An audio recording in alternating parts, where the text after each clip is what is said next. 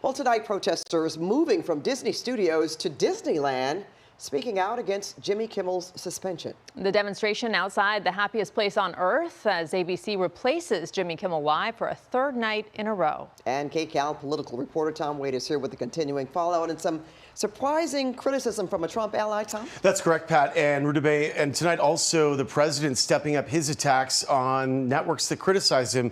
More on that in just a moment here. So more high-profile comics are coming to Kimmel's defense, including HBO's Bill Maher, who had his show tonight. But that isn't stopping President Trump from trying to silence his critics. But even one of his most powerful Republican allies, as Pat mentioned, says silencing Kimmel is going too far.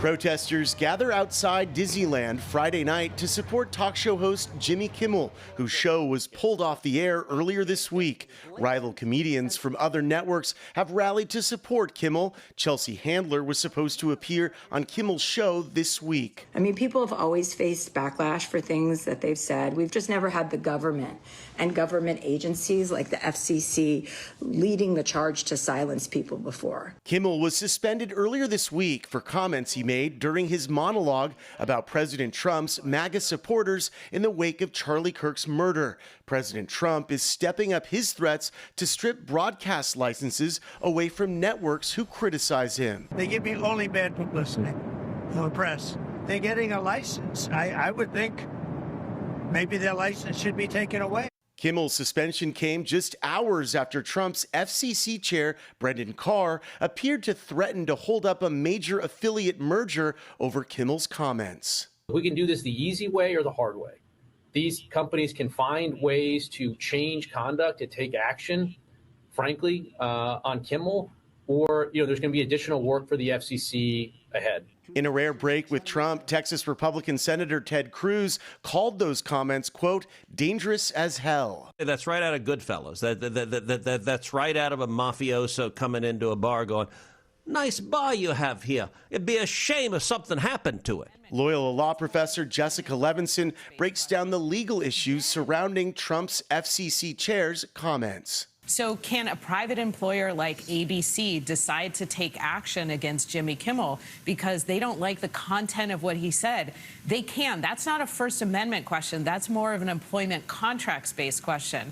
But then you introduce the FCC. The first question is whether or not their actions gave rise to legal coercion. When they said to ABC, I'm paraphrasing here, basically, we can do this the hard way or the easy way. Does that then basically introduce the government into ABC's decision so that ABC's not acting voluntarily? Friday, Michael Eisner, the former CEO of ABC's parent company, Disney, slammed his old company, posting, "Where has all the leadership gone? Who will step up for the First Amendment?" Other conservatives argued Kimmel had it coming. I don't feel sorry for him at all, and I think that Disney did the right thing. As Kimmel's future remains in limbo, workers were at the Hollywood Theater Friday where Kimmel records his show, moving trash cans and loading trucks. CNN reports Kimmel is in talks with Disney about the future of his program. They say he met with executives on Thursday. I have heard from my sources that Disney is hopeful they would like to find a way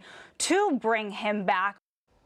Deadline reports Kimmel's staff will get paid next week, even though the show remains off the air, as talks with Disney and ABC executives continue over the show's future. Interesting, contrast here. We showed you last night President Trump in his inauguration promising to bring in a new age of free speech and promising not to use the government as a weapon. Obviously, right now, that seems very questionable. All right. Thank you, Tom. Thank you.